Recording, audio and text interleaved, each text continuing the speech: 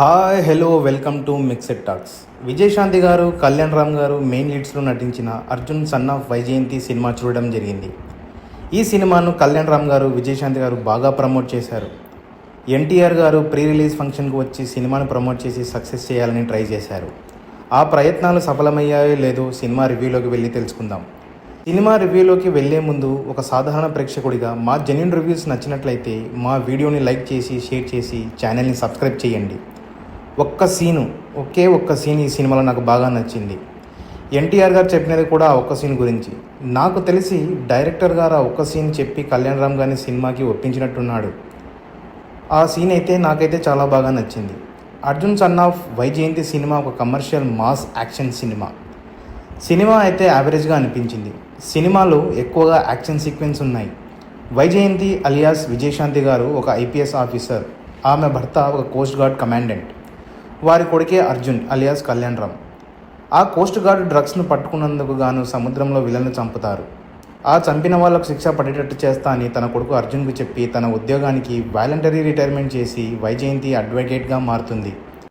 అయితే విలన్లకు శిక్ష పడకపోవడంతో అర్జున్ విలన్ను చంపి వైజాగ్లో ప్యారలల్గా రూల్ చేస్తూ ఉంటాడు. వైజయంతికి మరియు అర్జున్కు గల సంఘర్షణ ఏంటి, వారికి ఎలాంటి అవరోధాలు ఎదురవుతాయి, కొత్త శత్రువులు ఎవరు ఎదురవుతారు, ఆ శత్రువులను ఎలా మట్టు పెడతారు అనేదే ఈ సినిమాలో నాకు నచ్చిన పాయింట్లు ఏంటంటే, క్లైమాక్స్లో గల ఒక scene, Kalyan Ram introduction shot, first హాఫ్లో బ్యాక్గ్రౌండ్ మ్యూజిక్, మనం ఎక్స్పెక్ట్ చేశాము అనుకున్న ట్విస్టులు బాగున్నాయి. కళ్యాణ్ రామ్ గారు, విజయశాంతి గారు, బబ్లు పృథ్వీ, శ్రీకాంత్ వారి క్యారెక్టర్స్ పరంగా బాగా పర్ఫామ్ చేశారు. ఇక సినిమా ఎక్కడ గబ్బు లేపిందంటే, ఫస్ట్ సినిమాలో మదర్ సెంటిమెంట్ పెద్దగా వర్కౌట్ కాలేదు, ఆ ఒక్క సీన్లో తప్ప. హీరోకు ఒక ఇంట్రడక్షన్ ఫైట్, విజయశాంతి గారికి ఒక ఇంట్రడక్షన్ ఫైట్, సెకండ్ విలన్కి ఒక ఇంట్రడక్షన్ ఫైట్, మెయిన్ విలన్ అయిన సోహెల్ ఖాన్ గారికి ఒక ఇంట్రడక్షన్ ఫైట్, ఇలా సినిమా మొత్తం ఫైట్లతోనే నింపేశారు. ఆ యాక్షన్ సీక్వెన్స్ సరిగా తీయలేదు.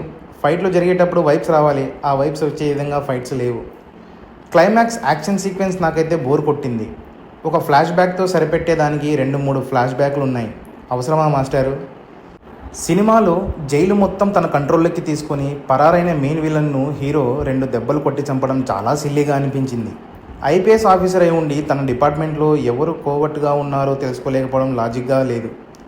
స్టార్టింగ్లో కోర్ట్ సీన్లో వైజాగ్ మొత్తం తన కంట్రోల్లో ఉంది అన్నట్టు చూపిస్తారు. అదే టెంపోను సినిమా మొత్తం ఎందుకో చూపించలేకపోయారు. అంటే ఒక పెద్ద బలగాన్ని చూపించలేదు.